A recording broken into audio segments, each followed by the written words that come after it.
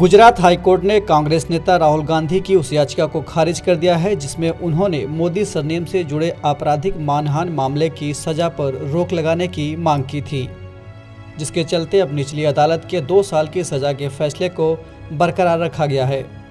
इस फैसले से राहुल गांधी की संसदीय सदस्यता वापस मिलने के अभी तक के सारे रास्ते बंद नजर आ रहे हैं। कांग्रेस ने इस फैसले के खिलाफ सुप्रीम कोर्ट जाने का ऐलान किया है। जानकारों का कहना है कि मिस्टर गांधी का 2024 या 2029 का चुनाव लड़ पाना अब मुश्किल ही नजर आ रहा है। दरअसल 2019 के लोकसभा चुनाव के दौरान कर्नाटक के कोलार में एक रैली में राहुल गांधी ने कहा था कि सभी चोर मोदी ही क्यों होते हैं। बस इसी को लेकर भाजपा विधायक और गुजरात के पूर्व मंत्री पूर्णेश मोदी ने राहुल गांधी के खिलाफ मानहानि का मुकदमा दायर कर दिया। विधायक का आरोप था कि राहुल ने अपनी इस टिप्पणी से पूरे मोदी समुदाय की मानहानि की है।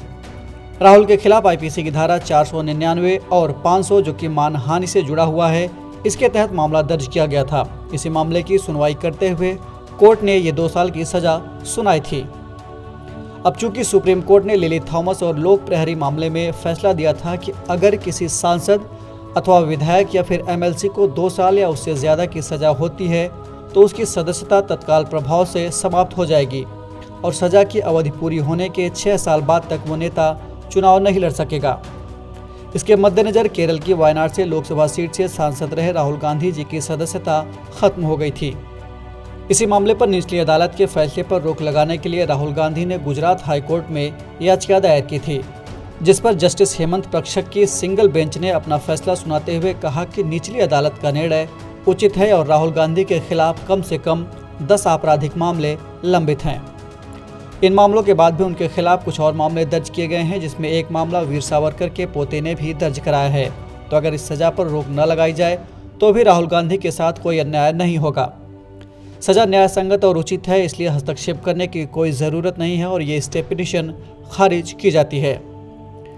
यह ध्यान दीजिएगा कि लोक प्रतिनिधित्व अधिनियम 1951 की धारा 8 क्लास 3 के मुताबिक अगर किसी नेता को 2 साल या इससे ज़्यादा की सज़ा सुनाई जाती है तो उसे सज़ा होने के दिन से उसकी अवधि पूरी होने के बाद अगले 6 सालों तक चुनाव लड़ने पर रोक का प्रावधान है।